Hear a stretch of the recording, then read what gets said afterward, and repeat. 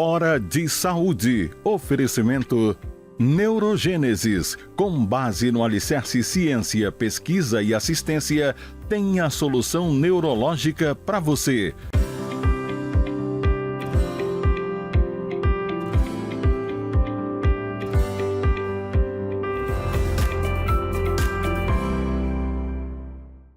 Caros amigos, mais uma vez no nosso programa dominical de saúde, Hora de Saúde, que trata do que se faz de melhor da saúde no mundo, no Brasil, na nossa região, especificamente aqui em Belém. Hora de Saúde é transmitido para todo o estado do Pará pela TV RBA, aqui em Belém, Canal 13, todo mundo sabe, e neste exato momento para o mundo inteiro pelo link rbatv.dol.com.br ao vivo, ou simplesmente DOL, DOL de Diário Online, dol.com.br ao vivo.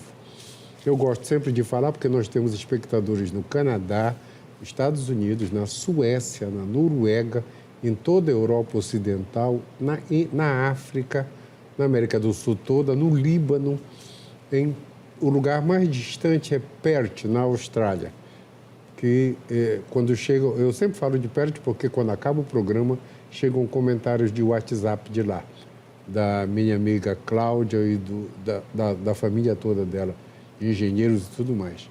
E temos espectadores em Baku, no Azerbaijão. Tá?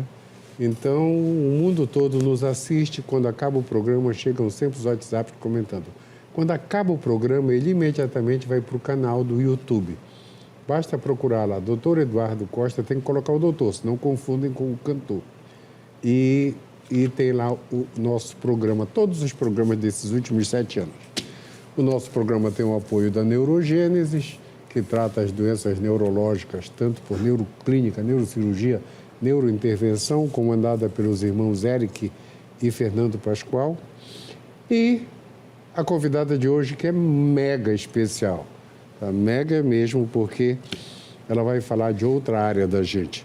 É a psicóloga, é a primeira vez que vem uma psicóloga especificamente aqui no programa, Shirley Rosângela Meira de Miranda, a Shirley Meira. A Shirley é psicóloga desde 2001, ela tem mestrado, está terminando o doutorado em psicologia na UFPA, ela é funcionária pública e ela vem falar para a gente hoje de psicologia e oncologia. No final a gente fala por quê. Shirley, primeiro, super obrigado. Como nós somos amigos, eu vou te chamar de Shirley, tá? Por favor. Nós somos amigos. Por favor. E Shirley, eu anotei aqui umas coisas para te perguntar. Sabemos que a psicologia é uma ferramenta importante para dar suporte em pacientes com câncer, né? Hoje em dia, todos os hospitais têm um psicólogo para resolver a situação crítica da coisa. Explica para a gente qual a relação de psicologia e oncologia. E muito obrigado por ter vindo, tá? Obrigado mesmo. Primeiramente, eu é que agradeço, né, por estar aqui. Que honra saber que eu sou a primeira psicóloga a vir. Né, e eu gostaria de cumprimentar, dar bom dia a todas as pessoas que estão nos assistindo nesse momento. E assim, falar de oncologia e de psicologia imediatamente nos remete à questão da saúde mental, como um tema crucial quando a gente fala de tratamento de câncer, né? Existem inúmeros estudos que apontam que os fatores psicológicos, eles influenciam não somente na qualidade de vida do paciente, mas principalmente na resposta ao tratamento. Então, quando a gente fala de psico-oncologia, nós estamos falando de uma interseção entre a psicologia e a oncologia, onde nos ocupamos ou buscamos compreender, Eduardo, os fatores psicológicos, né?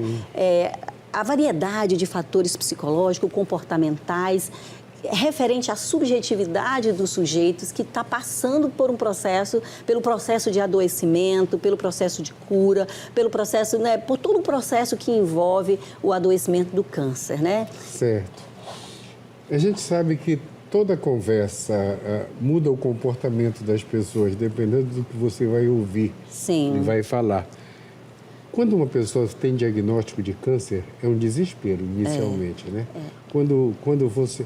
Olha, eu sou um médico clínico que, como eu peço os exames geralmente como um clínico geral, eu sou um cardiologista que sou clínico geral, todo ano eu diagnostico no meu consultório, que não sou da área, pelo menos uns 10 pacientes com câncer. E é um sufoco quando você lê o exame e fala para ele.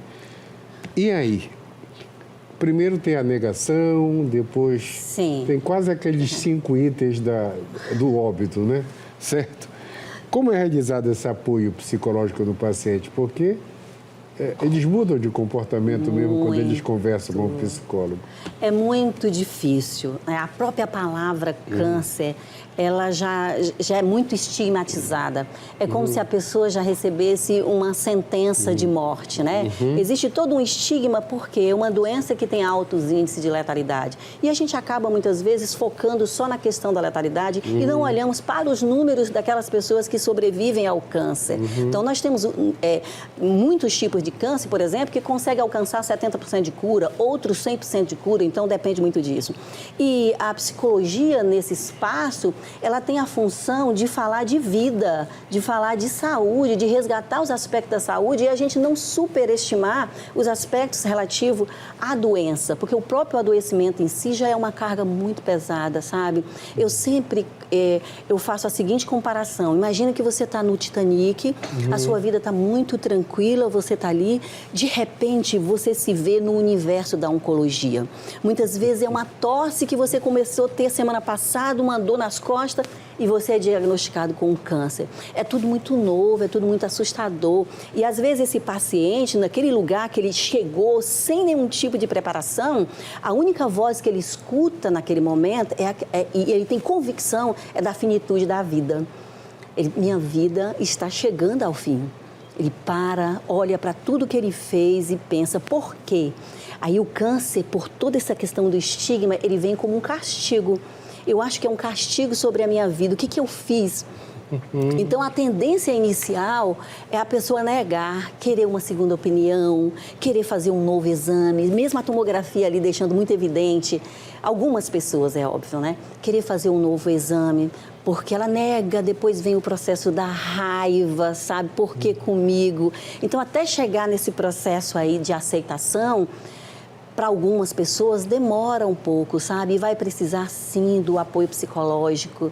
Não, quando a gente fala na psico-oncologia, nós não estamos falando só no atendimento ao paciente, à pessoa com câncer, mas também a família que fica muito fragilizada, muito desestruturada diante de um diagnóstico. Não importa o tipo de câncer, às vezes no início você nem sabe o grau desse câncer, mas o simples fato de ser câncer já é muito complicado. A palavra já é estigmatizada. A palavra é estigmatizada. E a equipe também de trabalho, ela precisa desse amparo emocional, porque ela lida com a dor todos os dias, isso causa altos níveis de estresse.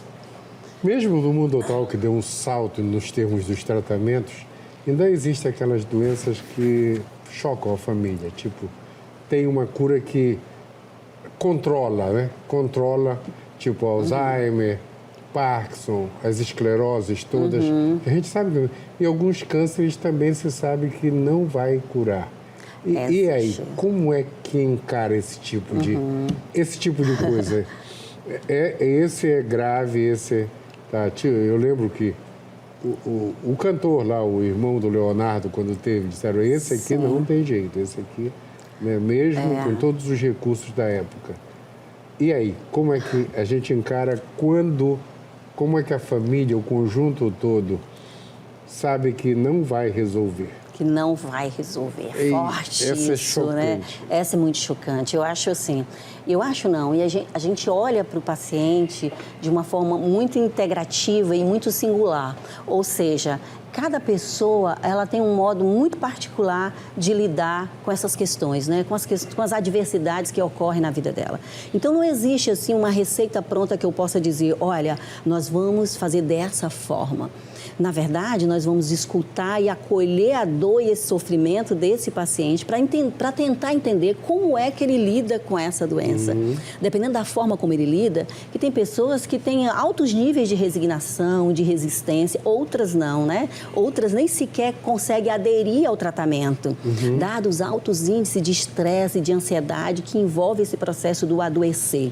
Então, quando você tem muito estresse, muita ansiedade, você tem muito hormônio do cortisol no seu corpo. E isso, com certeza, vai influenciar no nosso sistema imunológico e, obviamente, o nosso corpo ele vai estar com muito menos capacidade de lidar com essa doença, com esse tratamento. Então, para lidar com os cânceres terminais, a gente precisa entender a história de cada paciente e verificar o que é melhor para ele, o que é melhor para essa família. Era isso que eu ia te perguntar. Como o psicólogo age nesse momento? Como eu te disse, acho que um dos principais instrumentos que nós temos é a escuta e o acolhimento, né? O acolhimento dessa dor e tentar... É lógico que nós estamos falando de pacientes terminais, mas muitos pacientes eles só se colocam também nessa posição de que a doença é uma sentença de morte, né? E a gente tenta levá-lo a refletir e a ressignificar esse processo. E ainda que você viva, que você tenha, por exemplo, um tempo estimado de vida, eu acredito muito em Deus também, né? Apesar da ciência muitas vezes apontar essa letalidade, mas a gente tem que trabalhar o que a gente tem naquele momento e fazer com que esse final de vida, ele seja o mais digno, o mais humanizado possível, né?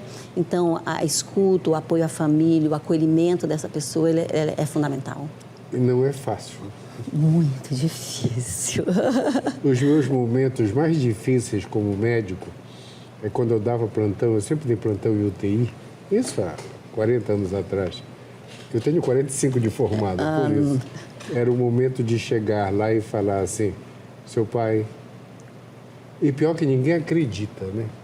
Eu lembro que eu falava assim, olha, ele teve uma parada cardíaca e não teve sucesso. Aí alguém diz, e aí, doutor? Não, é que o coração dele parou de funcionar, a gente massageou e não voltou. E aí, doutor? Enquanto tu não usa a palavra morreu, a faleceu, esperança. Ninguém acredita. Ninguém acredita. Foram os momentos mais difíceis que eu tive na vida, mesmo nos pacientes terminais, né? Mesmo, ninguém acredita. Mesmo, o pior é quando é filho, criança. É muito difícil. Era muito mais chocante. Mas é um momento muito difícil. Nessa hora eu queria ser psicólogo para resolver. Nessa hora o suporte emocional, social, a rede de apoio, ela vai ser fundamental, sabe? Para uma resposta metabólica também eficiente desse paciente, sabe? Pois é. E eu acho que nisso, quando o pessoal fala na televisão, nas catástrofes, em tudo que diz assim, está tendo o apoio, eu imagino vocês tentando, porque não é fácil, né? Não, nunca é fácil. Nunca é fácil, nunca é fácil. Ainda que nós estejamos preparadas para lidar com essas adversidades, é sempre muito complexo, porque cada pessoa é única e ela traz uma dor, um sofrimento de forma muito, sabe, depende muito da história de vida dela, como ela aprendeu a lidar com as perdas, com o sofrimento, né? Definiste uma coisa, cada pessoa é única. É única, então o plano terapêutico precisa ser único, sabe? Ontem eu estava dando aula e um aluno meu disse, e diretriz? Disse, meu filho, isso é para orientar, porque cada um é personalizado. É verdade. Não tem como você pensar em adoecimento como um todo. E às vezes, Eduardo, a família toda adoece e a pessoa naquele momento ele precisa dessa rede de apoio para poder conseguir, né, avançar no tratamento, aderir a esse tratamento, mas a família também vai precisar de apoio, vai precisar de suporte. E como? A próxima pergunta tu vai responder depois do intervalo, que é... Sim. Quando ocorre com mulheres, como fica a autoestima? Tá? Mas isso aí tu responde já já. Pessoal, por incrível que pareça, nosso primeiro tempo acabou. Muito rápido. Já já a gente volta, tá? Só um instantinho.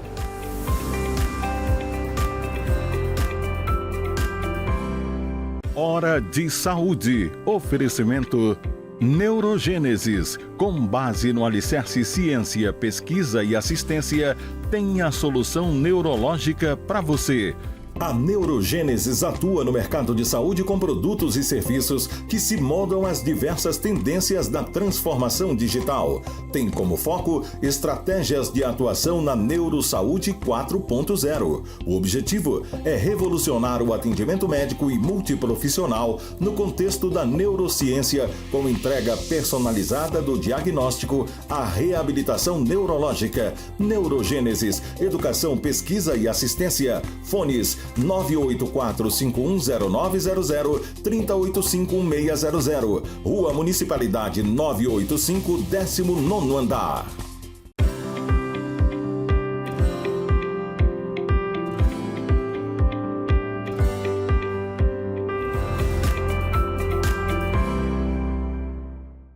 Voltamos nessa conversa de super informação com a minha amiga psicóloga, a Shirley Meira, que veio nos falar de psicologia e câncer e oncologia.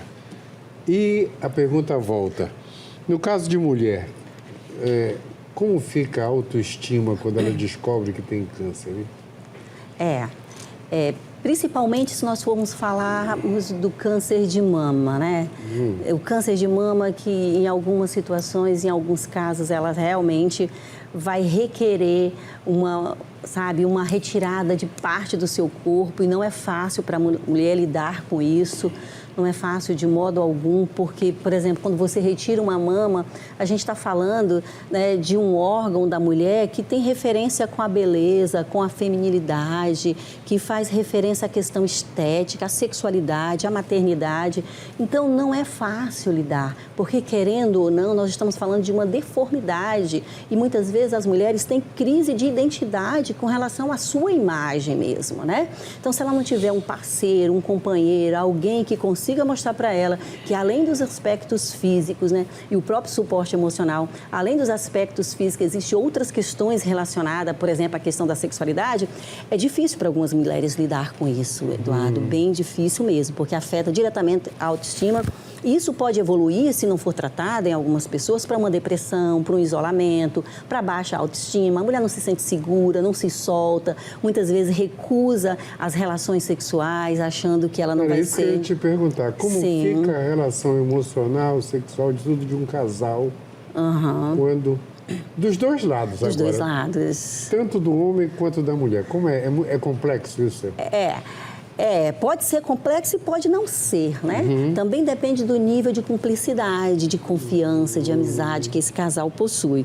Quando você recebe um diagnóstico e imediatamente você tem ali o seu parceiro segurando na sua mão, é aquele, ninguém não solta a mão de ninguém, é mais fácil trabalhar essas questões, né? Quando não, a mulher realmente vai sentir o impacto dessa mudança.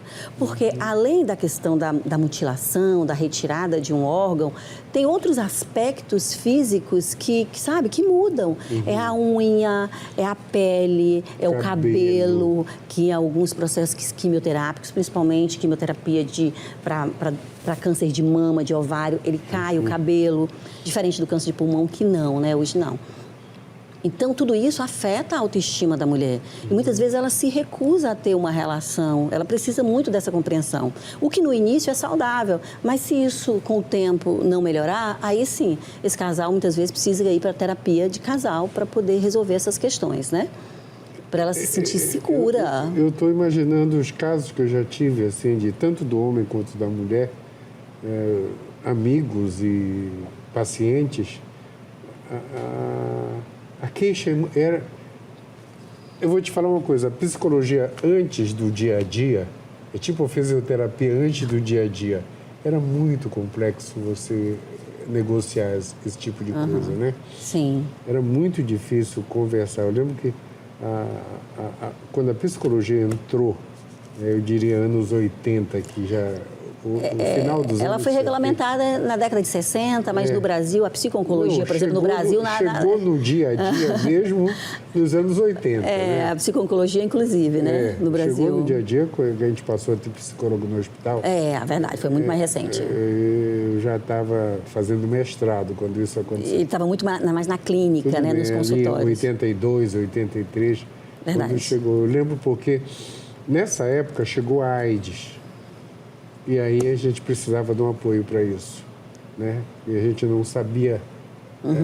Naquela época, a AIDS matava. Né? Hoje está controlada, mas naquela época matava. Então, era, como você usou, uma sentença de morte. Uma sentença de morte. E aí era um desespero. E aí chegaram os psicólogos e começaram a ajudar a vida, né, das pessoas. Me fala uma coisa. Agora vou te fazer uma pergunta que eu anotei. Você acredita que a relação entre a faixa etária, idade, os aspectos psicológicos e comportamentais de uma paciente com câncer de mama, por exemplo, como é que ela reage em relação à família, filhos, amigos e tudo mais? Uma pergunta importantíssima. Com certeza, a questão da faixa etária, ela vai influenciar, sim, a forma com que uma garota, uma menina, uma jovem mulher de 20, 25 anos, 30 anos, recebe essa notícia. É diferente de uma mulher de 50, 60 anos. Vamos imaginar que essa moça de 20, 25 anos, ela está começando a sua história, ela está começando a construir a sua carreira, a sua vida afetiva, amorosa, ela pensa em ter filhos. Então, para ela, provavelmente, ou certamente, ou na maioria dos casos que a gente observa, tem um impacto muito maior, né? Como é que se reconstruir a partir de então? É diferente de uma mulher de 50, 60 anos que já tem, de repente, um suporte maior, né? Uma rede de apoio maior, já tem os seus filhos crescidos, adultos, uma família estruturada, os sonhos mais ou menos ali organizados, já a vida funcionando de uma forma. Então, os impactos, eles podem ser diferentes, sim, né? Dependendo da faixa etária, com certeza, né? Ainda voltando à parte de diagnóstico, depois que a pessoa aceita que ela tem, aí ela corre atrás do tem cura ou não tem cura, né? Como fica quando descobre assim que não tem cura? Pois é. Quando você tem uma saúde mental, uma boa saúde mental, lidar com todos esses aspectos acaba sendo uma carga menor, digamos assim. Quando você tem um suporte social, um suporte emocional para lidar com essa notícia, ela pode se tornar menos pesada, mas ela vai continuar sendo dolorida, ela vai continuar sendo difícil, ela vai continuar causando angústias, né? Eu não consigo te dizer exatamente como lidar em cada situação, porque é como eu te digo, cada paciente tem uma forma de encarar o processo de adoecimento. Alguns encaram com mais naturalidade, outros não. Outros entram num processo depressivo que, aí a gente fala, aí, além da doença física, ainda vem essa comorbidade, que é a própria depressão, que ajuda a fragilizar ainda mais o corpo dessa pessoa, né? Então, é sempre um processo complexo, não é fácil, né? Ainda que essa pessoa possua esses recursos emocionais, esses recursos internos que são capazes de lidar com as situações mais complexas. Agora, uma pergunta crucial, assim. O casal que vive bem, um casal de verdade. Casal de verdade. Porque hoje metade do mundo se separa, mas tudo bem. Um casal de verdade. Nesse tipo, quando o apoio do marido ou da esposa pesa, ajuda, né? Muitíssimo, né?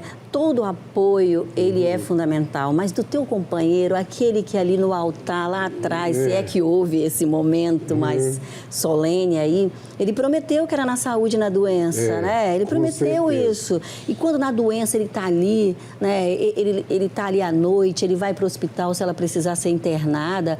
Gente, a diferença é incrível e a resposta ao tratamento, você pode ter certeza que é muito melhor. É você olhar e dizer, eu não estou só, essas pessoas estão comigo, eu posso contar com ela, né? O marido sofre, esse marido que é parceiro, companheiro, ele sofre tanto quanto a parceira, né? Tanto quanto a companheira. Eu estou te imaginando isso porque faz muito tempo que eu não interno um paciente, tá? Sim. Eu não deixo meus pacientes adoecerem, então faz muito tempo. Trabalha com a promoção da saúde, né? Eu falo para os meus alunos, o segredo é não deixar adoecer. E no mundo atual, com tudo que existe, essa vantagem é muito grande.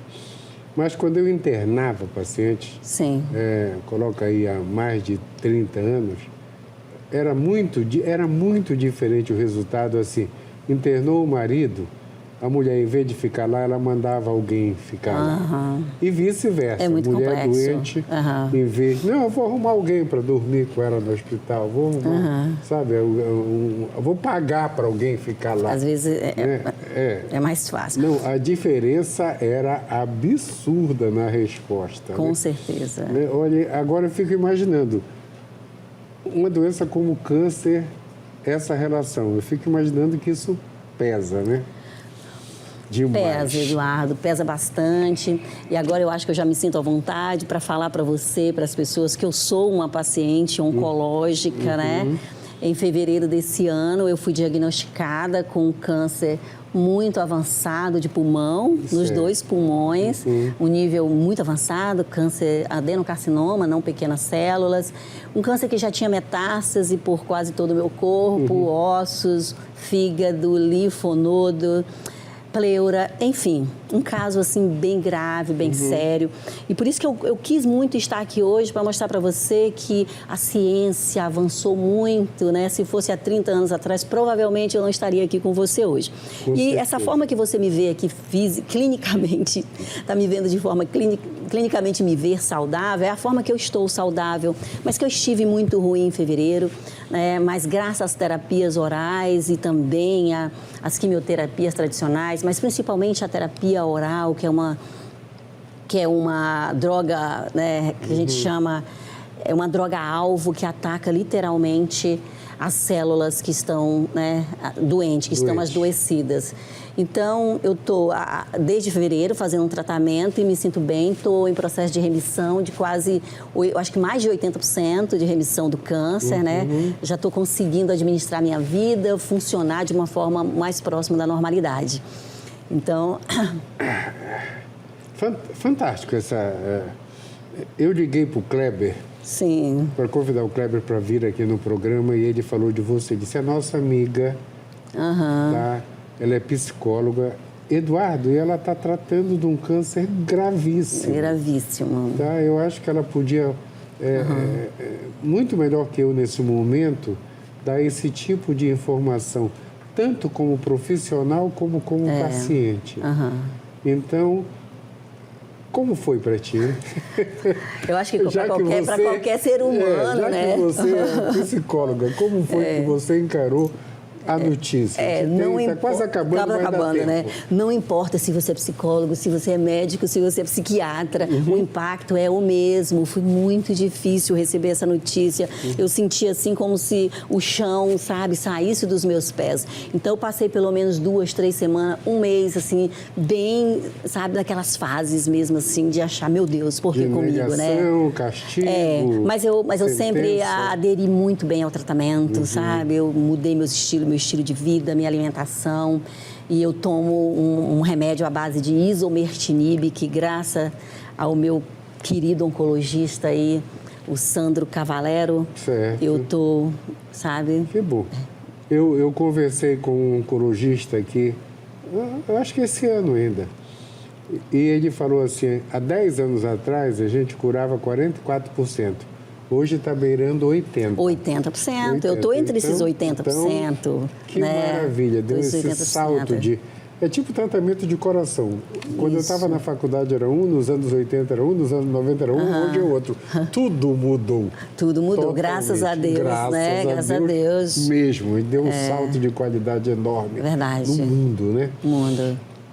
Minha amiga Shirley. Poxa, passa Minha amiga Shirley, você tempo. volta depois. A gente está quase no fim.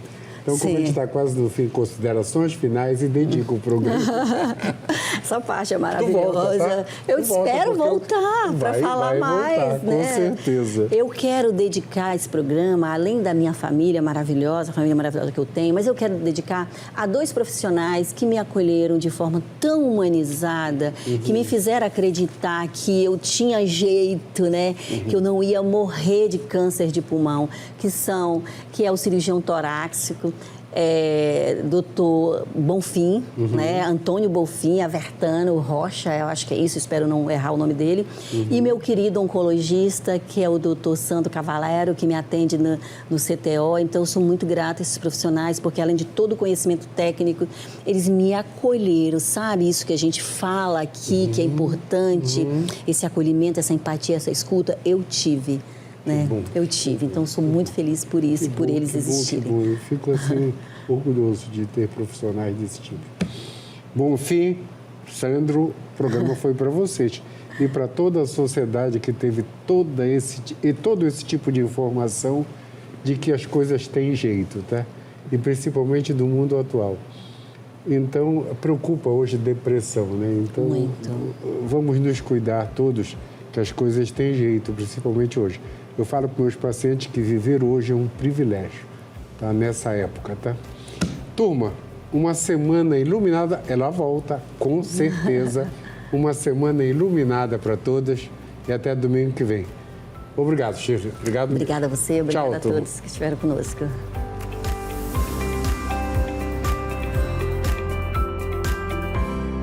Hora de Saúde. Oferecimento Neurogênesis. Com base no alicerce ciência, pesquisa e assistência, tem a solução neurológica para você. A Neurogênesis atua no mercado de saúde com produtos e serviços que se moldam às diversas tendências da transformação digital.